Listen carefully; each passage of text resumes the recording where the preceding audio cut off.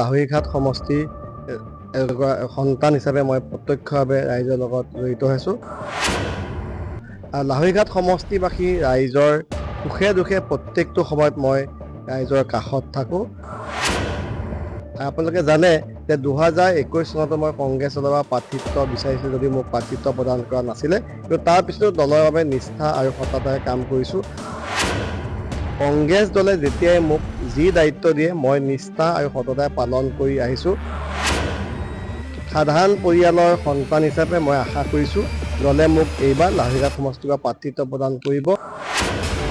2026 যি বিধানসভা নিৰ্বাচন ইতিমধ্যে মাজত মাথো কেইটামান বাস আৰু ইতিমধ্যে প্ৰত্যেকটো ৰাজনৈতিক দলেই সমীকৰণৰ সৃষ্টি কৰিছে। এইবাৰ কাৰ চৰকাৰ হ'ব, কোন দলে চৰকাৰ গঠন কৰিব অথবা কোন সমষ্টিত এইবাৰ কোনগৰাকী বিধায়কৰ কপাল ফুলিব তাক লৈ সৰ্বত্ৰে চৰ্চা চলিছে। মৰিগাঁও জিলাৰ লাহৰীঘাট সমষ্টিটো। লাহৰীঘাট সমষ্টিৰ এগৰাকী যুৱ নেতাৰ নাম ইতিমধ্যে আমাৰ হাতলৈ আহি পৰিছে।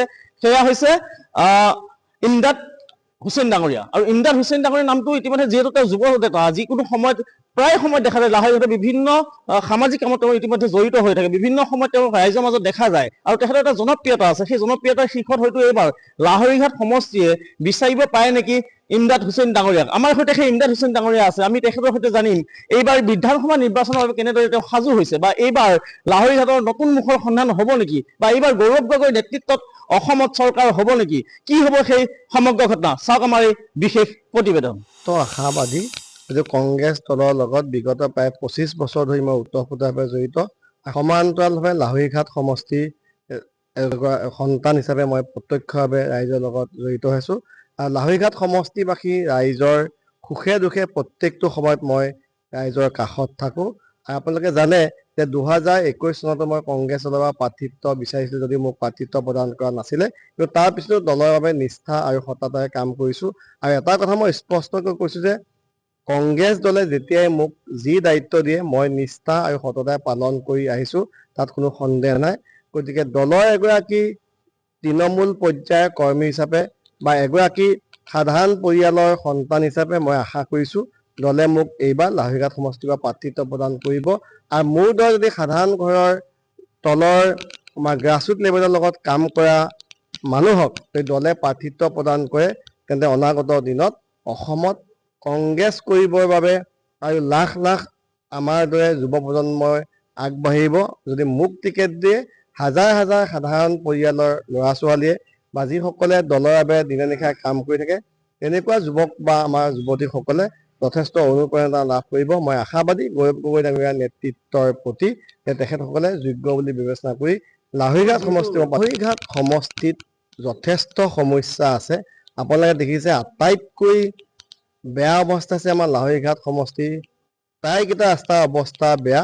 আৰু ইতিমধ্যে লাহৰীঘাট সমষ্টিৰ ৰাস্তাকেইটাৰ উন্নতি সাধন কৰিবৰ বাবে বা নতুনকৈ নিৰ্মাণ কৰিবৰ বাবে আজিৰ পৰা কিছু মাহ পূৰ্বে মই অসমৰ লোক নিৰ্মাণ বিভাগৰ মন্ত্ৰী তথা মুখ্যমন্ত্ৰী ডাঙৰীয়াক স্মাৰক পত্ৰ প্ৰদান কৰিছিলোঁ। লোক নিৰ্মাণ বিভাগৰ আয়ুক্ত, মুখ্য অভিযন্তা, আমাৰ মৰিগাঁও জিলাৰ যিগৰাকী অভিযন্তা সকলোকে মেমৰিয়েণ্ডাম প্ৰদান কৰিছোঁ। কেৱল মেমৰিয়েণ্ডাম প্ৰদান কৰাই নহয়, আজি প্ৰায় 3-4 বাৰ মই লোক নিৰ্মাণ বিভাগৰ মুখ্য অভিযন্তা বা উচ্চপদস্থ বিষয়াসকলক মই যোগাযোগত আছোঁ। আৰু এটা কথা শুনি ভাল পাব যে আমি বাৰম্বাৰ দাবী কৰাৰ পিছত লোক নিৰ্মাণ বিভাগে ইতিমধ্যে লাহৰীঘাট সমষ্টি কিছু ৰাস্তা মেৰামতি কৰা আৰম্ভ কৰিছে আৰু আমাক প্ৰতিশ্ৰুতি বা আশ্বাস প্ৰদান কৰিছে যে অতি সোনকালে লাহৰীঘাট সমষ্টিৰ ৰাস্তাৰ কাম কৰিব। আপোনালোকে যদি লাহৰীঘাট সমষ্টিত যায় দেখিব যে JCB লৈ বা ৰোলাৰ লৈ ইতিমধ্যে ৰাস্তাবিলাকৰ মেৰামতি চলিছে। কিন্তু এইখিনিক লৈ সন্তুষ্ট নহয়, কিন্তু আমি বিচাৰিছোঁ যে অতি কম সময়ৰ ভিতৰত লাহৰীঘাট সমষ্টিৰ ৰাস্তাসমূহ পুনৰ নিৰ্মাণ কৰিব লাগে। আৰু লগতে লাহৰীঘাট সমষ্টিত উন্নত মানদণ্ডৰ মহাবিদ্যালয় নাই, চিকিৎসালয় নাই, উন্নত মানদণ্ডৰ ভাল খেলপথাৰ নাই। গতিকে আমি তাত ভাল ধৰণে আমি গুৰুত্ব দিব লাগিব। লাহৰীঘাট সমষ্টি পিছপৰা অঞ্চল, বান গৰাখহনীয়া কবলত পৰা অঞ্চল, তাৰ যুৱক যুৱতীসকল, ছাত্ৰসকল যথেষ্ট মেধাসম্পন্ন, বিভিন্ন প্ৰতিভা আছে। ইতিমধ্যে লাহৰীঘাটৰ সন্তানে অসমৰ বা ভাৰতবৰ্ষৰ বিভিন্ন জাগাত আমাৰ নাম উজ্বলাবলৈ সক্ষম হৈছে। গতিকে লাহৰীঘাট সমষ্টিৰ উন্নয়ন কৰাৰ ক্ষেত্ৰত সদায় এটা নতুন পদক্ষেপ ল'বৰ কাৰণে আশা কৰিম। ইতিমধ্যে ঘোষণা কৰিছোঁ যে লাহৰীঘাট সমষ্টিৰ কোনো সন্তানে বা কোনো মেধা ছাত্ৰ ছাত্ৰীয়ে যদি অনাগত দিনত UPSC পৰীক্ষাৰ প্ৰাৰম্ভিক পৰীক্ষা যদি উত্তীৰ্ণ হয়, ভগৱানে বা আল্লাই মোক বিধায়ক বনোৱাৰ পিছত এইসকল ছাত্ৰ ছাত্ৰীক পৰৱৰ্তী প্ৰশিক্ষণৰ বাবে বা উন্নত ধৰণৰ কোচিঙৰ বাবে যি যাৱতীয় খৰচ হ'ব সেয়া খৰচ মই বহন কৰাৰ সিদ্ধান্ত গ্ৰহণ কৰিছোঁ।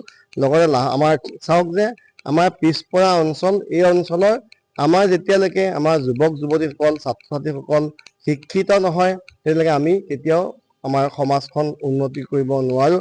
আৰু ডক্টৰ হিমন্ত বিশ্ব শৰ্মা ডাঙৰীয়াই প্ৰত্যেকটো মুহূৰ্ততে আমাৰ মানুহসকলক যি তুচ্ছ তাচ্ছিল্য কৰিছে, ইয়াৰ যদি সঁচা অৰ্থত উত্তৰ দিব লগা হয়, আমাৰ ছাত্ৰ ছাত্ৰীসকলে পঢ়া শুনাৰ জৰিয়তে বিভিন্ন ক্ষেত্ৰত নিজে আগবাঢ়িব লাগিব।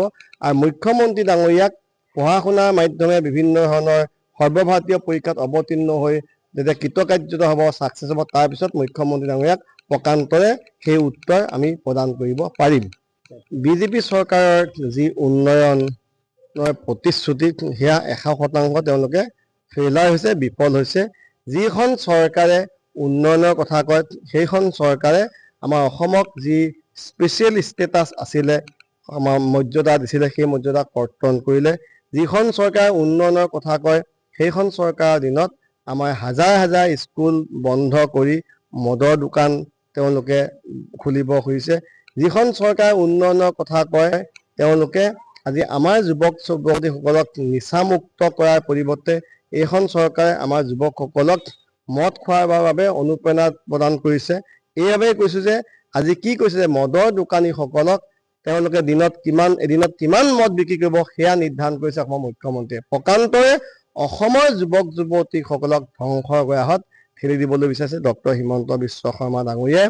দেখিছে আজি যিজন মুখ্যমন্ত্ৰীয়ে অসমৰ কোনো সমস্যা সমাধান কৰিব নোৱাৰে, যিজন মুখ্যমন্ত্ৰীয়ে আমাৰ শংকৰাজনৰ পবিত্ৰ মিলন ভূমিত আমাক হিন্দু মুছলমান তিৱা বেংগলী শিখ আমাক কাকো একত্ৰিত হৈ থাকিব নিদিয়ে, সেইজন মুখ্যমন্ত্ৰীয়ে অসমৰ কি উন্নয়ন কৰিব? মূল্য বৃদ্ধি, এইখন চৰকাৰৰ দিনত মূল্য বৃদ্ধি আকাশলংঘীহে বৃদ্ধি হৈছে, মূল্য বৃদ্ধি হ্ৰাস কৰিব পৰা নাই। গতিকে ৰাইজে নিশ্চিতভাৱে এইখন চৰকাৰ যোগ্য প্ৰত্যুত্তৰ দিব। আজি দেখিছে যে মুখ্যমন্ত্ৰী ডাঙৰীয়াই আমাৰ অসমৰ লাখপতি এটা আঁচনি লৈছিলে, সেই লাখপতি আঁচনিত আমাৰ কোনো মহিলা লাখপতি হ'ব পৰা নাই। অসমৰ এগৰাকী মহিলা কোটি কোটি বা কোটিপতি হৈছে, সেইগৰাকী হৈছে মুখ্যমন্ত্ৰী ডাঙৰীয়াৰ পত্নী। গতিকে আমাৰ সৰ্বসাধাৰণ মানুহৰ আই মাতৃক বা গৃহিণীখনক লাখপতি নকৰে, কোটিপতি হৈছে ডক্টৰ হিমন্ত বিশ্ব শৰ্মা ডাঙৰীয়াৰ পত্নী। লাহৰীঘাট সমষ্টিত মূল কামটো হৈছে জৰাজীৰ্ণ হৈ থকা ৰাস্তা ঘাটৰ পুনৰ নিৰ্মাণ কৰা। লাহৰীঘাট সমষ্টিত মূল কামটো হৈছে যে গৰাখহনীয়া কবলত পৰি যিসকল মানুহে অসমৰ বিভিন্ন প্ৰান্তত অসহায় হৈ আছে, সেইসকলক পুনৰ আনি লাহৰীঘাটৰ কোনোবা ঠাইত য'ত চৰকাৰী মাটি নহয় আমি তেওঁলোকক যাতে নিজৰ ভূমিত তেওঁলোকক বহুৱাব পাৰোঁ, সেয়া কথা আমি নিশ্চিত কৰিব লাগিব। আৰু লাহৰীঘাট সমষ্টিত যি গৰাখহনীয়া সমস্যা, সেই সমস্যা সমাধান কৰাটো ফাৰ্ষ্ট প্ৰায়ৰিটি হিচাপে থাকিব। ইতিমধ্যে লাহৰীঘাট সমষ্টিৰ গৰাখহনীয়াক লৈও মই ব্যক্তিগতভাৱে বহুত প্ৰতিবাদ কৰিছোঁ, বহু মেমৰেণ্ডাম দিছোঁ, বহু উচ্চ পদস্থ বিষয়াক লগ ধৰিছোঁ। কিন্তু এটা কথা ক'ব লাগিব যে আমাৰ স্থানীয় সাংসদ প্ৰদ্যুৎ বৰদলৈ ডাঙৰীয়াৰ তৎপৰতাত ইতিমধ্যে এছিয়ান ডেভেলপমেণ্ট বেংকে 700 কোটি টকা আবণ্টন দিয়াৰ পিছত লাহৰীঘাট সমষ্টিৰ গৰাখহনীয়া কিছু ৰোধ কৰিব পাৰিছে। কিন্তু মই বিধায়ক হোৱাৰ পিছত গৰাখহনীয়া সমস্যা 100% আমি সমাধান কৰিম বুলি মই আশা ৰাখিছোঁ। লগতে লাহৰীঘাট সমষ্টিত মই কৈছোঁ যে উন্নত মানৰ চিকিৎসালয় নাই, উন্নত মানৰ কলেজ নাই, আমাৰ যাতে ছাত্ৰ ছাত্ৰীসকলে নিজৰ ভৰিৰ ওপৰত নিজে থিয় দিব পাৰে, বিভিন্ন ধৰণে বৃত্তিমূলক শিক্ষা দিব পাৰোঁ, সেই কথা আমি পালন কৰিব লাগিব। লগতে লাহৰীঘাট সমষ্টিৰ লগতে যিহেতু মৰিগাঁও জিলাৰ সন্তানসকলে যাতে চৰকাৰৰ চাকৰিমুখী নহয়, যাতে নিজৰ ওপৰত নিজে ভৰিৰ ওপৰত থিয় দি নিজৰ সংস্থাপন বিচাৰিব পাৰে, তাৰ লক্ষ্যৰে আমি এনেকুৱা কিছুমান ইণ্ডাষ্ট্ৰি আমি মৰিগাঁও জিলাত আনিব লাগিব, এনেকুৱা ধৰণৰ কিছুমান আমি প্ৰজেক্ট ল'ব লাগিব য'ত লাহৰীঘাট সমষ্টি, মৰিগাঁও সমষ্টি বা জাগীত সমষ্টিৰ যুৱক যুৱতীসকলে তাত কাম কৰি নিজৰ ঘৰখন চলাব পাৰে, নিজক প্ৰতিষ্ঠা লাভ কৰিব পাৰে।